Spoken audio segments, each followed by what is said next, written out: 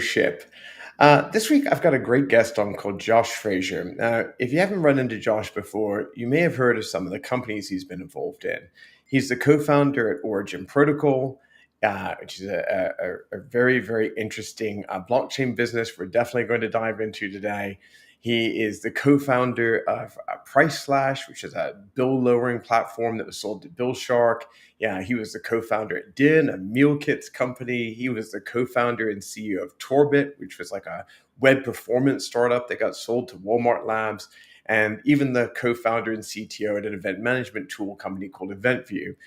Needless to say, the guy's a great serial investor, a great serial entrepreneur, and also a very prolific early stage advisor and investor. So just a little bit more about Origin Protocol. So they've actually been bringing NFT and DeFi to the masses, or decentralized finance if you don't spend a lot of time in the blockchain or crypto world. Origin has actually powered multiple record-breaking NFT sales for top creators, including Blau's $11.7 million NFT sale in the last couple of years, and the highest grossing viral video NFT sale of the ever classic, important internet classic, Charlie Bit My Finger. That's like the Mona Lisa of internet memes, if you're not aware. What I really love about Josh, though, and why I wanted him to be on our ship today is because he just worked across so many different types of technologies as both a CEO, a co-founder, and a CTO.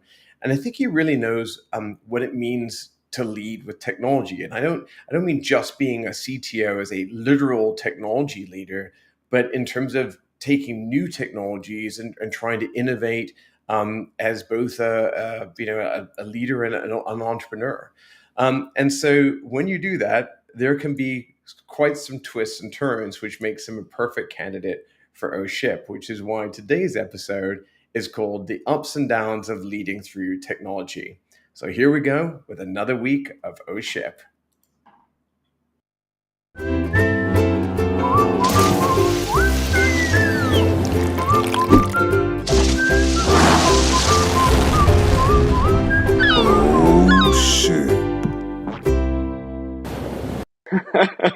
Josh, welcome to OSHIP. I love that intro. Thank you so much for having me on. I have to pat ourselves on the back. The poop effect at the end is just a nice, classy perfect. touch. It's perfect. Yeah. And I can listen to that guy say "oh ship" all day, frankly. So I love it. I've been really looking forward to having you on today.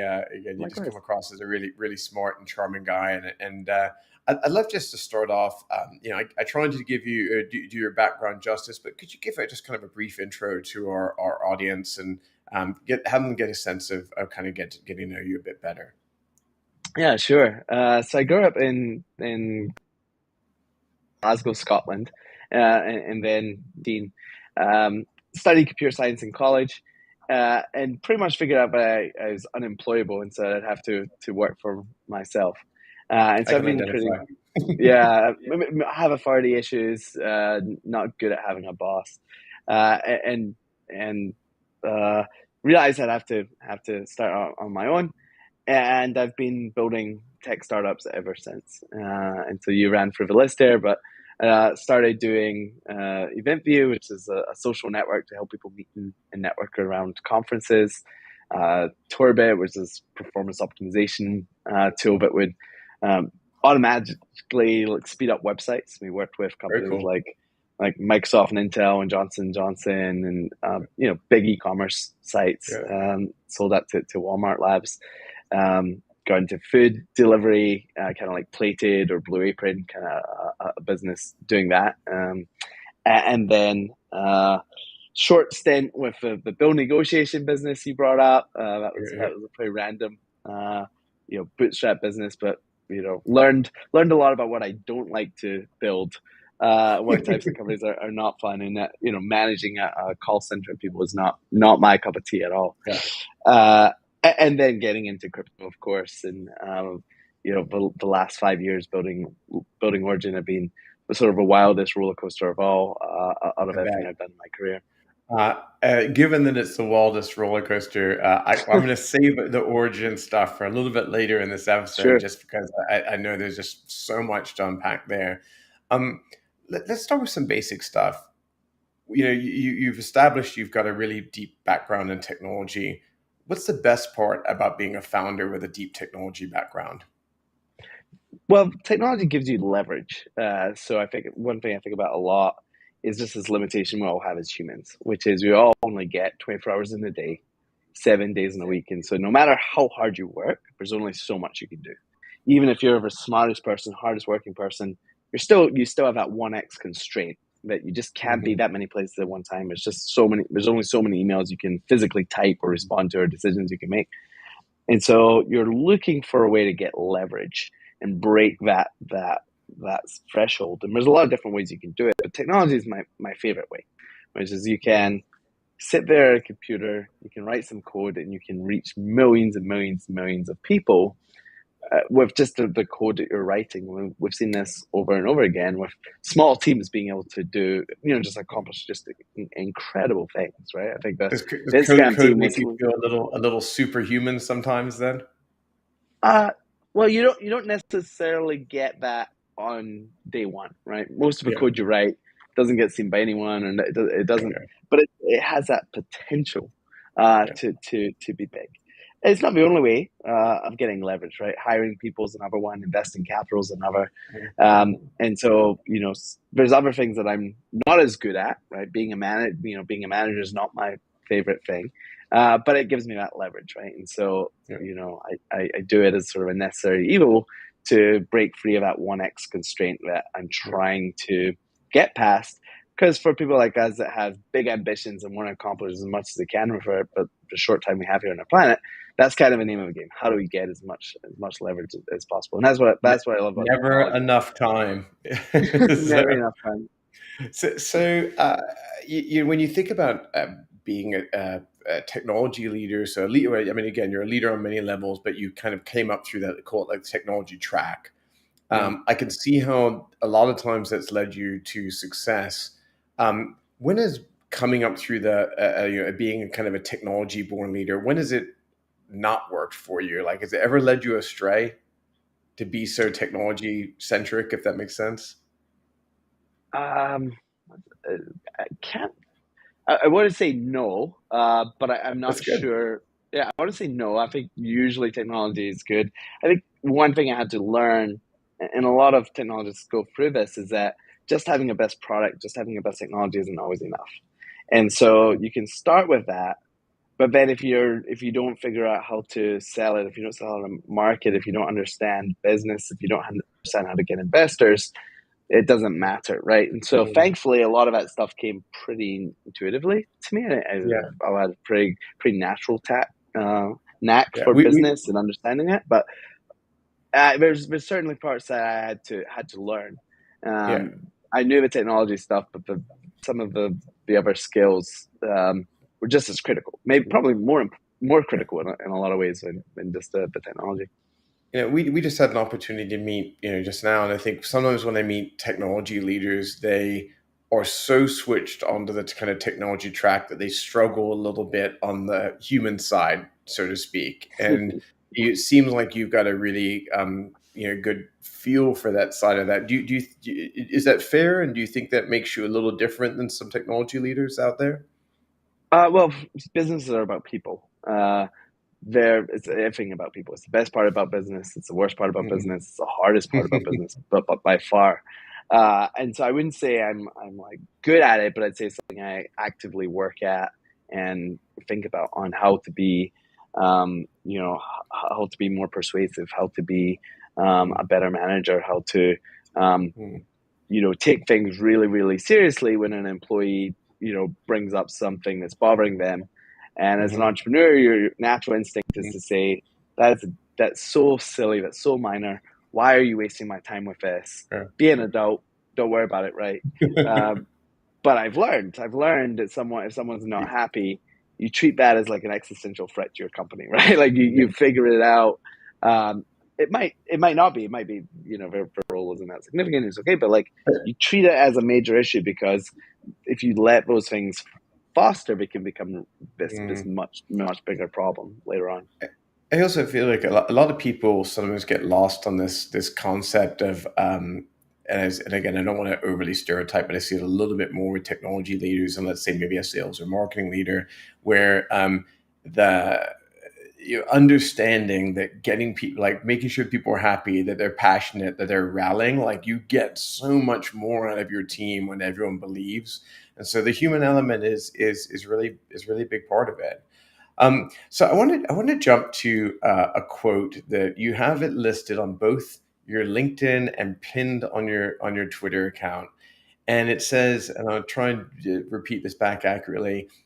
Given the choice to work on a crazy big idea or a modest idea, pick the crazy one. It will be roughly the same amount of work and way more fun. So I have to ask, what's been your biggest, craziest idea? uh, so by far its origin. Origin was uh, kind of like the most audacious idea that I've had so far, and it was like this is a lot, right? Like I don't know Yeah, if we can pull this off. But think about it. Like the guy who's working at the corner store is working longer or just as many hours as I am, yeah, right? Moving boxes, ordering stuff, grueling work, right? And so you'll put in just as much effort yeah, for these businesses that have at best case yeah, modest outcomes. So if you're going to be spending your time on it, you might as well swing for the yeah. fences. You might as well go for the kind of the biggest opportunity possible. What? But Uh, then I gotta ask the second part of this question. If Origin is the craziest, has it been the most fun? Is the quote still accurate? I the, guess. the quote is 100% accurate, or Awesome. That's great. has been for me. Now we had to pivot Yeah, along I'm the sure. way, Look, right? it So could be hard and fun at the same time. yeah, no, I mean, the point being is that the crazy idea that we set out for turned out to be a little too ambitious, and we had to reel it back a little bit, but we still ended up in a good place. So sometimes, what's the other quote? Shoot for the sun and at least you land in the stars or something like Yeah. that. Hey, at least you're landing it. I had my startup guide that I frequently referenced that failed. I always describe it as arguably the most ambitious thing I ever tried to do. Maybe too ambitious. So it's easy to do with the crazy stuff. So I get it. That's awesome. Well, again, like I said, we're going to go back even more into Origin in a moment. So as you touched on earlier, your first kind of serious business was when you co-founded EventView, the event and social kind of social engagement within events. You've obviously come a long way through many companies, both your own and advising and investing in others. What would you say the biggest thing that's changed about you as a leader in the last 10 years is? Like, how have you evolved? um, I think we talked about a little bit of um, the way I interact with people, and Mhm. I think when I look back at all my success that I've had so far, it's all because of other people around me and the Mhm. network that I have. And so I think I didn't really understand that starting out, right? I thought that when I started out, I thought it was, because I was so smart, the technology I was Mhm. building was so good. And then over time, I realized that every big break I've gotten has been from someone else, right? Someone else helping, Mhm. like writing that check, believing in me, making Mhm. that key introduction at the right time. Mhm. Um, someone just gave me an idea that I was able to, connect with another idea, and that became the seed of something huge. And so I put a lot more value in that network, and curating that network and building it and really valuing it, and really view that the network I have as really critical to the success. And then just the way I interact with people as well, of just like realizing that businesses are all about people, and becoming a master of human relationships is really pretty critical to running a business. So I have to ask more on the human relation side of it then, because I'm really intrigued by this. So, typically you acknowledge yourself as a co-founder in all the businesses you've been in. What are the kind of typical partners that you try and surround yourself? I don't mean like by name, but like what are the roles that you look for and you say, hey, when I add a little bit of that spice to my spice, I'm looking pretty good. Yeah. Well, typically, I mean, business are really hard, and so I highly encourage people to have a co-founder. They're even with a co-founder, they're incredibly hard, incredibly lonely at times, and so it's good to have someone there with you that's got shared financial interest in whatever it is you're trying to do. You're looking for people who are like really smart, really driven. Um, and it's important that you get both, right? A lot of times the smartest people are lacking in motivation, or people are, if you had to choose between the two, I'd choose motivation over smart, even, right? Like you Me want too. someone who's just like Hard, really, really hard, driven. hard every time. Yeah, Yeah. I agree. Then you want someone who's very ethical and loyal. And you want someone that has your back, and you're not questioning whether they're going to, um, you know, screw you over first chance they get. And when you're running a business together, there's like a million little ways to screw each other over in big and small ways, right? And so you really just want to know someone that the person you're working with um, is like loyal to you to the end.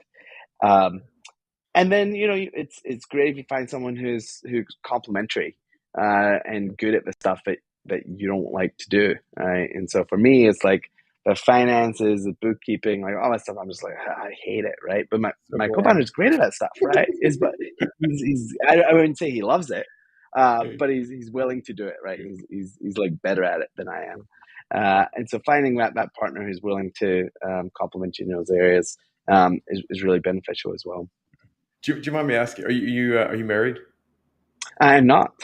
Just Uh, to my uh, your company for now. co-founder, my business co-founder. Yeah. I was going to ask you what's harder, marriage or harder to find a great wife, or find a significant other, or harder to find a great business partner. I guess. I mean, Well, I will. I'll say this. So my co-founder Matt. I've said this publicly many times. Like I want to work with him for the rest of my life. Like the business partnership we have is I so have so partners like good. that. Yeah, And soulmates, business soulmates. Yeah, I love it. it's like but the business partners that I worked with in the past were great. Loved them; they were good, but we didn't have that same sense of magic chemistry where it was like this is 2 plus 2 equals 5 kind of Yeah, yeah. fireworks. Uh, and so people often relate a business partnership to marriage, and it's sort of that's kind of the bar for me of Mm. what I'm looking for in a marriage, of like someone I feel so confident and so clear about that, hey, this is right, this is exactly the person I want to spend the rest of my life with. I got bad news for you, by the way. So when you said you have a little bit of a problem with authority, I like have a major problem with authority, and that's why I'm unemployable.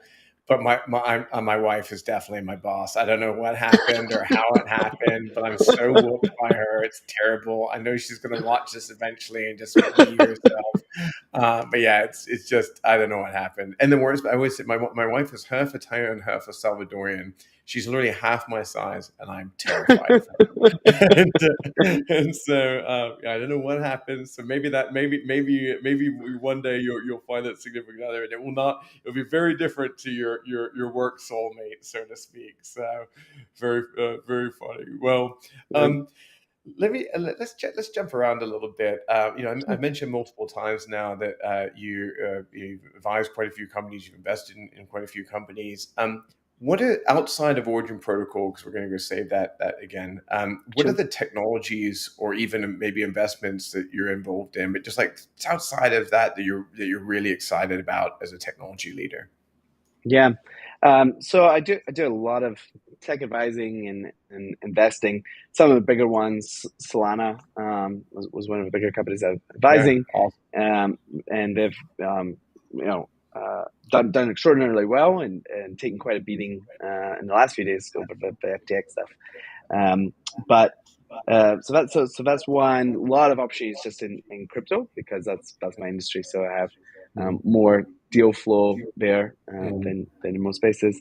Um, but some of the stuff I'm really interested in are the things that are in tech, but outside of crypto, things that are Yeah, really big bets that who knows if they'll work out or not, right? So I'm an investor in Boom, Supersonic.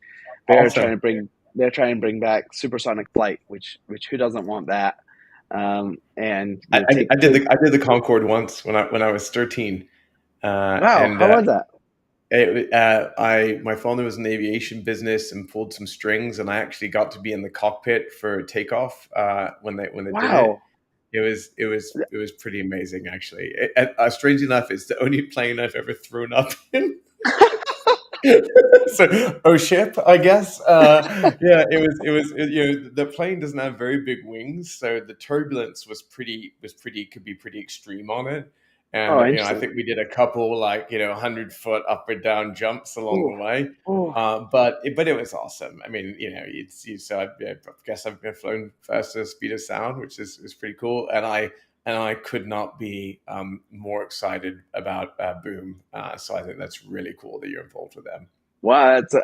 You're the only person I know that, at least I know of, that has flown on Concorde. Hopefully hopefully they've gotten the kinks out of it as far as the turbulence and stuff like that. Yeah. Nah, I mean, again, I think I think we were flying into DC at the time, and it was snowing, and yeah, a little rough. But anyway, that's awesome. Any other Yeah. tech that you're super jazzed about? There's a company that is doing like veggie bacon. I think Yeah, this is uh, you're probably going to be a big category in the future. yeah. I love meat. I eat meat all the time. And this bacon is made out of mushrooms, but Awesome. it tastes really good. And so I think I mean, when you look if at you kind of didn't where feel like you're losing the experience, like, you know, even like the lab grown meat and things like that, like, I think if it tastes the same, like, I think I prefer it not to come from an animal. If I not if it doesn't change the experience, like, what's the problem? yeah, but for me, I think it's going to be. I think of it more from an economic perspective, which is, um, if we get rid of the corn subsidies in America, then Mm, the price of meat would be like, you know, 2 or 3 times higher than what it is. And so if you look at, you know, so I don't know if that's going to happen, but you know, mm, it sort of makes sense that you would go into a McDonald's and you would have a hamburger there for $20 that's with real meat, or here's one for $4 with, you know, yeah, the replacement meat. yeah, I think people are going to choose the cheaper version, yeah, yeah. um, If and it tastes good, if it tastes the same, right? yeah. As long as it tastes good. So I think we'll get there, and maybe not in the US, but like around the world. And there are a lot of people who do care about I the think that impact the on the answer environment. is time. You know, it's not a matter of you know, if. I think this is a time thing, and a lot of it is about generational change. You know, I still got, you know, my mother and my father-in-law, like, they're like, hell no on the electric car even, and it's like, you know, so a lot of that is generational, and fair enough. But this one's going to happen, in my opinion, especially if we you know, population change. Um, well, I'm going to change gears one more time, and before we get into Origin, I want to ask you an O ship story. So it would not be O ship if we didn't ask an O ship story. And for those of you joining us for the first time today, yeah, a lot of O ship is inspired by talking to, you know, great leaders like Josh, and understanding more about their journey, and kind of acknowledging the fact that the path to success is very rarely, you know, a very quick path from point A to point B. In fact, it's rarely ever a straight line. And so, what I'd love to do is talk to leaders like Josh and say, you know, what's a story that happened to you maybe along the way in your career? It could have been last year, it could have been 15 years ago, then where things kind of went wrong, and how you maybe dealt with the fixing that, bringing it back on track. Sometimes these are startup stories, sometimes these are like leadership learning stories, and sometimes these are ship shows that just aren't, you know, I don't know if there's a big lesson, but they're damn entertaining. And so the floor is yours, Josh. I'd love to hear a great ship story if you got one. Well, but I have so many, but the big one is that, We just extended the yeah, episode an hour. Go. yeah, we'll spend rest of the day Free fun. talking about this. No, so the end of the big one that came to mind was, you know, end of 2020. So to set some context, we'd come up with this new product idea for a yield-bearing stablecoin. It's known as Origin Dollar today. And the idea is that you can take your money, you can put it in these smart contracts. So you take stable coins, so US dollar pegged stable coins, add them to Origin Dollar, and then you would earn yield. And then behind the scenes, they would be put into these decentralized protocols and decentralized finance to earn yield, and then it would rebase to grow in your wallet. And so we had this idea, but no one had done this before, right? But like stablecoins existed, DeFi existed, but no one had combined the two ideas into one.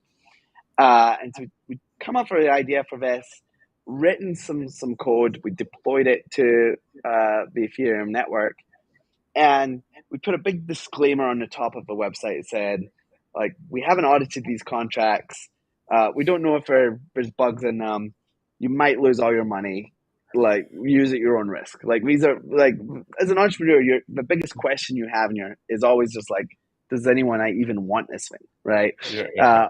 That's the number one question you have to solve. And so we were trying to get the contracts audited, but it took 6 months to get on the calendar for some of the top auditing firms. So it was just taking a while. And so we just put it out there. And people started using it. People started using this thing, even though, we were very upfront about the fact that, like, we sort of slapped this thing together. This was a prototype at best. It's a wee bit experimental, yeah. A bit experimental, quite experimental at this point. And people started to really like it, right? And so we saw, $100,000 come in, and we're like, okay, that's some real money. And then next thing we knew is like, $200,000, and then $500,000, and then $1 million. And we're like, okay, it was like $1 million in our little prototype. And then the next day it was like, we would jump from like 1 million to like 3 million. And we're like, okay. And then it jumped to like 7 million. And we're like, okay, this is people, we might be on something like $7 million in this thing. Hope it doesn't have any bugs, right? Like, this is just like I mean, we worked on it for at least a week. What could possibly go wrong? This is, like, we feel a lot better if this had been, audited and we spent more time on it. So anyway, I was staying in Taiwan at the time, and so my schedule was just like completely shifted, where I'd like stay up most of the night working, and then so anyway, I just had a call, at like 4 a.m. with my team. Everyone was excited. We've got $7 million. People are loving the product. Everything's looking good. What should we do next? New features. And then I go to bed, and then I wake up, 2 hours later, and it's just like someone just banging on the door, because one of my friends was staying in the same place, and like, you've been hacked. I'm like, what? And crawling out of bed, just like, $7 million is gone. Oh shit! Right? Oh shit! $7 million is just gone, right? And we look at the code, and we've refactored some stuff. We left out one line of code, and that one line was a critical one. And so that was, incredibly hard, right? To go for that experience as a company. Wow. And they, saying, like, on one hand, we warned everyone, we were upfront about the state of the code, but this is an experiment. On the other hand, we felt responsible, right? People trusted us, people gave us their money. Fair enough. And so, I think the conclusion of the story is really important, right? So what happened is the team really came together. We were immediately, very upfront and transparent with our community, told them what happened. And just every step of the way, we're just like communicating, here's what we know, here's what we're going to do. And ultimately, we decided to make everyone whole. So we were fortunately in a position, we'd taken enough funding, we had our own coin. We were able to, repay everyone who'd lost money on that. We did some with cash, and then some with our own token. And then, the crazy thing that came out of this was, because we paid people back in our token, after all of that, everyone who gotten hacked, our token appreciated so much in value. But everyone ended up, being incredibly happy at the end of it because they made so much more money than what they'd Yeah. than what they'd lost. Um, and That's then, awesome. we're completely different. Like our approach to developing smart contracts is completely different today, right? And so Mhm. while it was this incredibly horrible experience I wouldn't wish on anyone, the company that we have, the organization I'm leading, and the way we approach security is much better because of Mm. how seriously we take I it, would say right? that was And a so, pretty good lesson that would probably get you to take security pretty seriously. yeah, we're on. So now it's like, our security practices are some of the best in the industry. We're one, there's a company called Insurance that has like rankings of different projects in the crypto space, and we're one of only 6 projects to have the AAA security rating. And That's it's just awesome. because of how seriously we take it now, because our commitment to each other is we're never going for that again. Like Yeah. that's not an option, Yeah, right? that's not inconsequential. And first off, hats off to you guys for how you handled it. And I think this industry, I think is really craving reputable people that do what they say, follow through, and provide stability and leadership. So I think that's awesome, Josh. Thanks, man, for sharing that story and being so transparent about it. I'm intrigued out of interest. Did you bring in like another security lead, or did you kind of teach yourself, or a bit of both? Like, how did you guys get so good on the security front? Yeah, it's a hybrid, right? So we do work with external auditors, um, but what sort of killed us when we actually reviewed what happened, there was like this like long list of, if we just done this wouldn't have happened. If we just done that, this wouldn't have happened. If we just done this, it Hmm. wouldn't have happened, right? If we just had one other person look at the code before we shipped it. If we just had a Hmm. checklist to go down the checklist to make sure Yeah, yeah. we thought about this, we thought about this, we thought about this, Hmm. it wouldn't have happened, right? If we and we kind of had all these different things we could have done, and so that was largely the change, was just saying let's just make it harder for us to make mistakes, right? And so Hmm. we use extensive checklists on everything. We have every line of code we ship gets reviewed by multiple senior engineers. We have external auditors review every line of code. We have automated test systems that run. Yeah. I mean, one of the things that killed us was like there's free open source tools that we could have running against our code base that would have alerted us and said, "Hey, you have a problem," and we didn't have it set up, right? Because Yeah. we just didn't take it like so. So Um, it seems like it's almost just a lot of maturity brought to the organization to bring. yeah, I think bringing the discipline that you're seeing in a lot of enterprise organizations. I'd love to just get your feeling for the kind of general state of the blockchain crypto world these days as a leader in the industry. yeah. Well, the industry is maturing a lot. Crypto's been here for quite a long time now, and people are starting to take it seriously, right? You can't ignore it. First in the early years of crypto, everyone was just ignoring it or didn't take it seriously. Now they're taking it very seriously, and regulators are talking about what to do with it, and everyone's heard of Bitcoin or crypto, and it's definitely reached mainstream awareness. Hmm. Um, but we keep having to learn the same mistakes over and over again.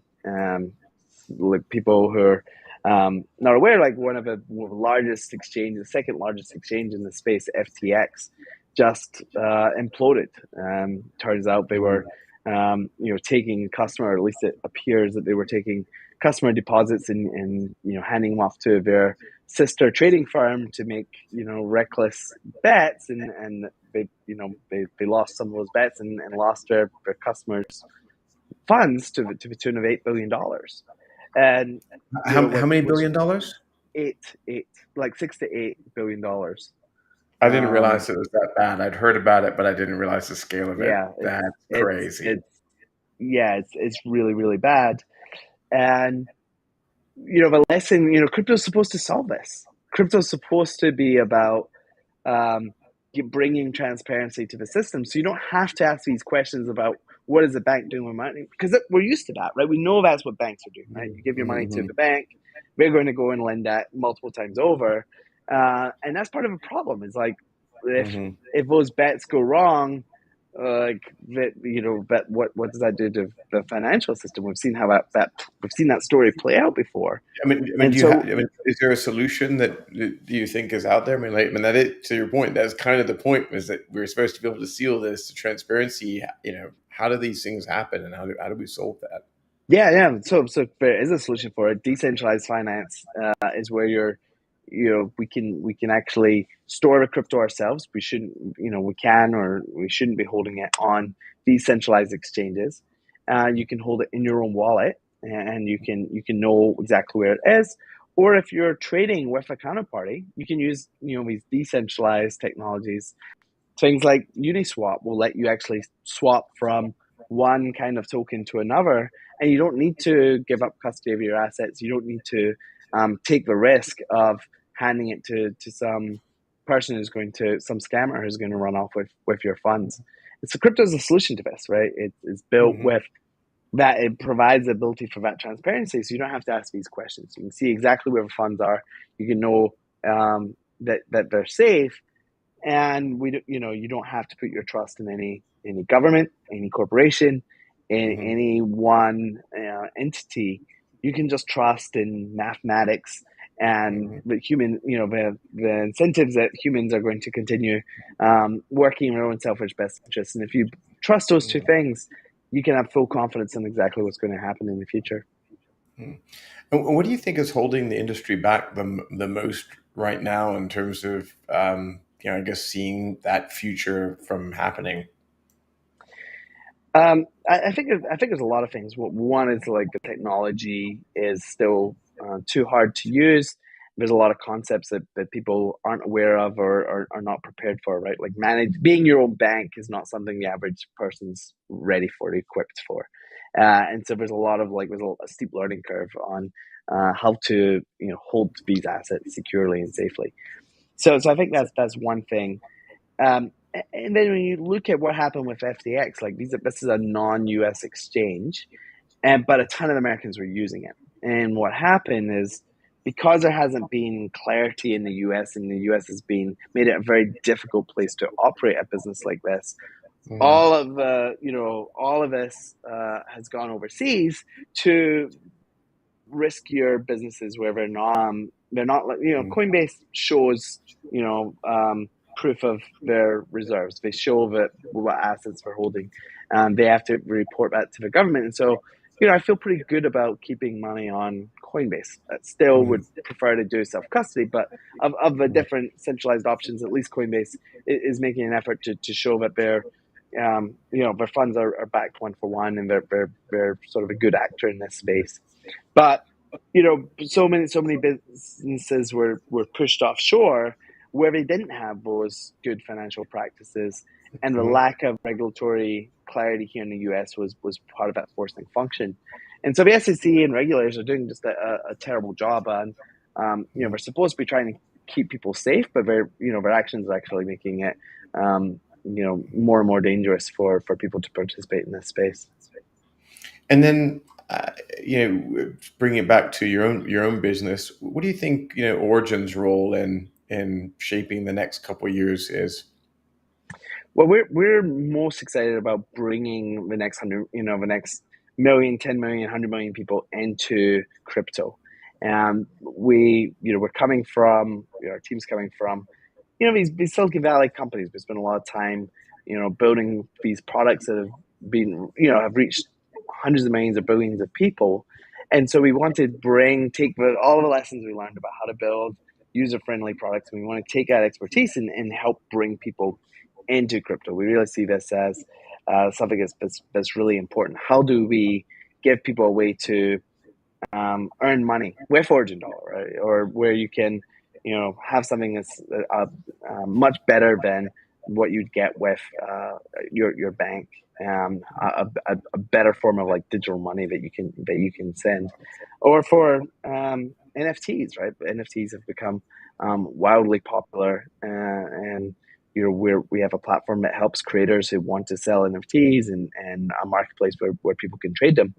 And so that's NFTs are another great gateway for people who are wanting to learn more about crypto. It's often like an easier thing for people to get started with, and understand. Okay, this is a digital property that I own, and I can transfer it to anyone I want.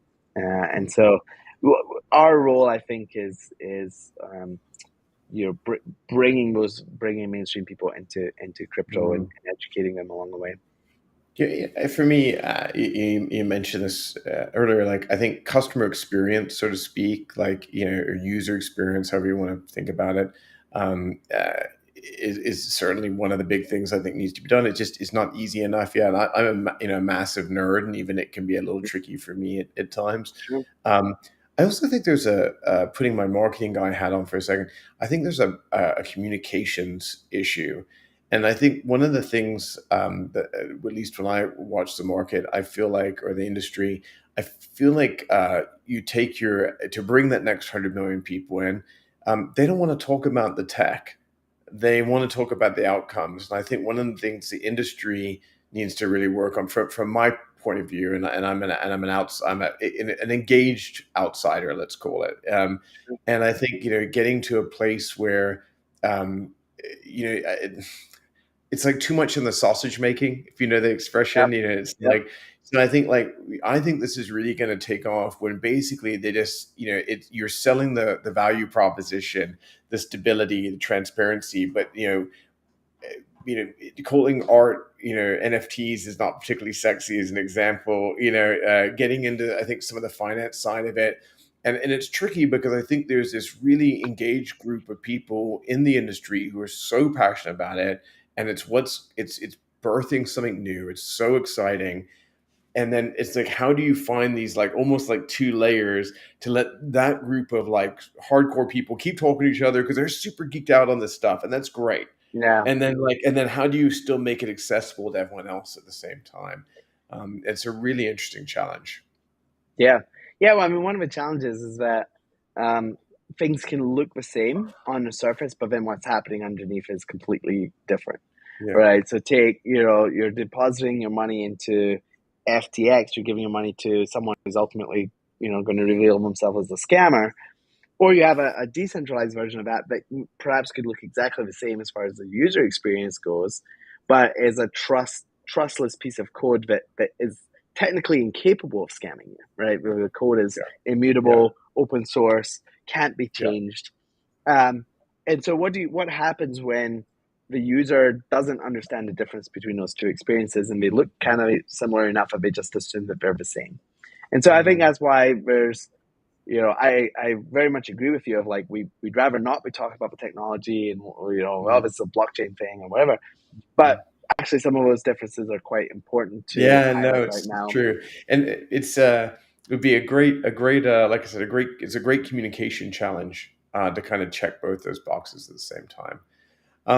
Josh, I really, really enjoyed today's chat. You're a very smart, very charming guy. You got a really cool story. I actually hope we get to meet in person for a beer or Would dinner love one that. day in the I would love that. future. But in the meantime, for all the other people that have watched and listened today who also think you're a smart and charming guy, how do they follow up with you? How do they learn more about you, stay engaged? What's the best place to find you? Yeah, so I'm Josh Fraser, just my name pretty much everywhere. So Twitter, Instagram, Facebook, if you're into that. Just Josh This is one of the perks to at being a Josh tech Fraser. guy. You grabbed all that stuff early and you held on to it. Early So good on, job. exactly. That's awesome. Really cool. And then if they want to visit the company, what's the best web domain to It, check it out? it's just originprotocol.com, and that's a Perfect. good landing off or jumping off point for our two products. Origin Dollar, we talked on it a little bit. It's secure now. We won't lose our money. But OUSD.com, that's the ticker if you're interested in checking that out. And then on the NFT side, story.xyz is the domain there if you want to dive into what we're doing around NFTs. Love it. Really, really great. Again, for those of you listening, thank you again for supporting our ship. Appreciate you tuning in, whether you're watching us live or tuning in on any audio podcasts. It's really appreciated. You're showing up every week, supports the show. We will always keep this show pure and free of promotion or monetization. This is for people that are leaders or aspiring leaders, whether you're an entrepreneur working in the corporate environment, whatever it is. If you've got the guts to go out there and go for it, we want to support you, and we're going to bring other people who've been doing that, and they're going to share their stories with you. So again, thank you to you, Josh. Thanks for everyone who's watching and listening, and we will see you next week on O Ship. Thanks, everyone.